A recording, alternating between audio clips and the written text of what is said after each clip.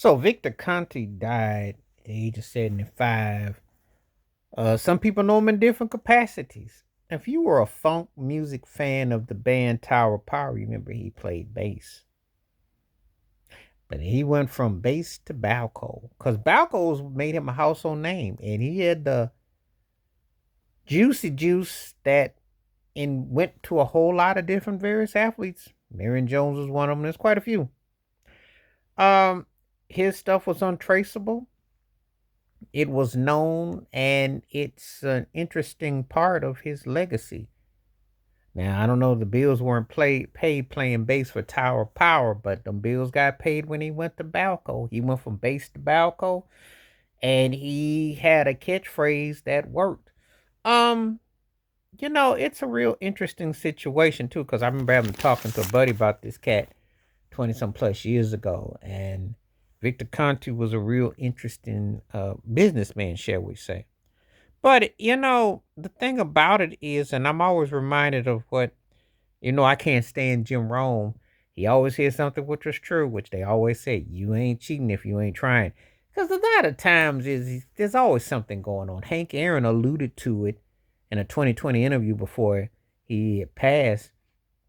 There was always something going on. What can you prove, really? And we know that the commissioners and the people know what's going on. You can't just go into a professional locker room and tell them, "Oh, I want to see your doctor." They have to do medical reports. They have to do, they have to do all kinds of things when they bring you through, so they know what's up. However, when they have undetectable things, but again, can they prove that they enhance your quality of your speed, your athleticism? And are we to really believe that over 50% is squeaky clean? Are we really to believe that? So Victor Conte came in and had something that was very distinctive that, again, it was a very effective, and he was a pretty high profile cat for a moment. For a moment, you know. And people get into the funny line about this or that or this or that, but hey, there's always something to try. Because, I mean, let's keep it 100. Do you want to be like Ronnie Lott with your finger all disjointed and you got to snap your finger back into play and you might get cut if you, the fear of getting cut, the fear of not getting to play? I mean, this is what they ask professional athletes. So let's keep it 100. The owners treat you like slaves. They tell you, you got to do this, you got to do that. And if you really want it bad enough, that's what you got to do. So how far are you willing to go? There are bonus clauses. There are kind of things that are in contracts. There are some cases there's no guarantees.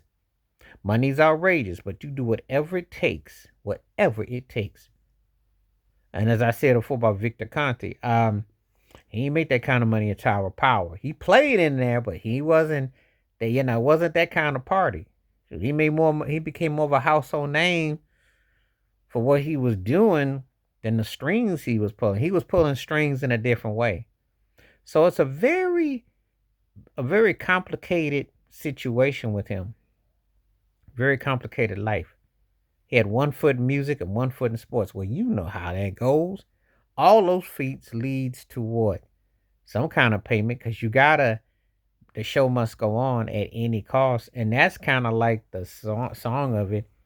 And if they ain't catching you, you do what you got to do. So there's a lot of people who went through him, and there are other Victor Contes. It's just he's the only one that they saw. But anyway, he passed at the age of 75. So let me know your thoughts and your takes on Victor Conte from bass to Balco and the implications and everything. And what do you think? Please like, subscribe, welcome thoughts, comments, and I do respond. Thank you. Wash your hands. Keep your mind clear. Watch out for another. Share the video if you like. Stay safe, stay blessed, stay woke, stay free. I'm out one time. Peace.